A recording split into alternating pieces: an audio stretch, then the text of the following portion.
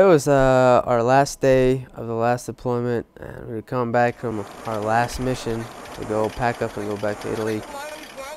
And all of a sudden, just the whole truck kind of shakes, and you just hear like a loud ringing. You really don't know what's going on. And then the next thing I know, I woke up by myself, and then I looked down and I saw I was on fire, and then I saw I was covered in blood. So I got out and started returning fire, and yeah, things got really hot and heavy for quite a while, and the medic found me. I woke up in flight in the helicopter. This is the story of Ryan Soto, war hero, and the son of Machinist members Robin and Mark Ward, and the journey that started on June 20th, 2008, when Ryan's unit in Afghanistan was ambushed, leaving Ryan with a traumatic brain injury and PTSD.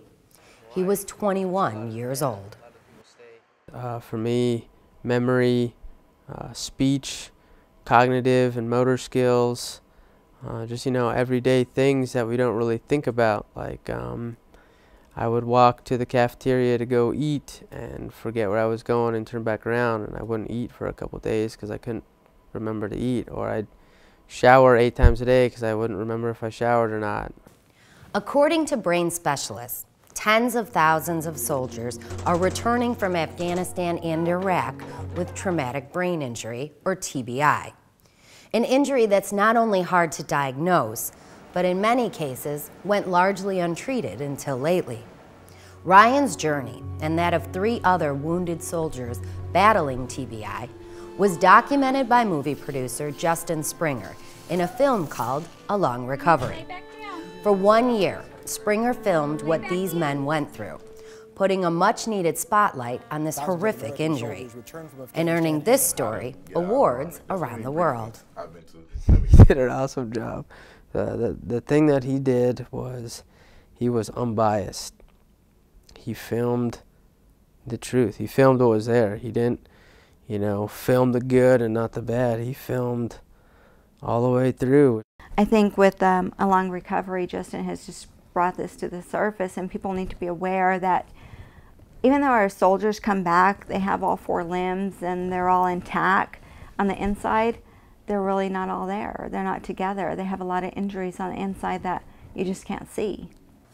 The Machinists want Ryan's story told, to make sure these soldiers aren't forgotten and that they get the help they need. Because their dedication and sacrifice to this great country is why the labor movement works so hard. The thing that hits me from being on the labor side is watching them come back and see how many can't find a job.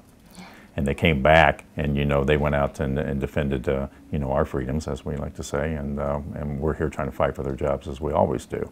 And to look at them seeing guys flipping burgers that were taking bullets, it's hard to swallow that.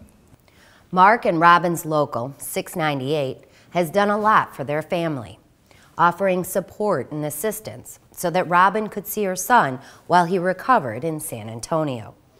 But like the Machinists Union as a whole, they also help with other soldiers on the ground, with things like care packages and welcome home celebrations.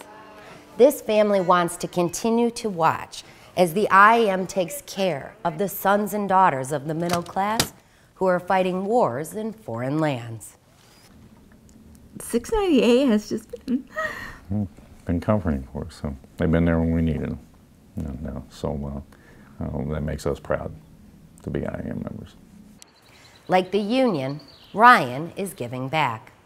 As an E6, he works today as part of the Wounded Warrior Battalion, helping soldiers transition back to life after injury. Because no one knows the road like Ryan. It helps a lot being able to talk to these guys and say, I know where you were. I was there for 2 years. I've been downrange. I didn't earn this. I don't buy this stuff on my chest. I earned it. Although you may not be able to see his scars, Ryan has plenty.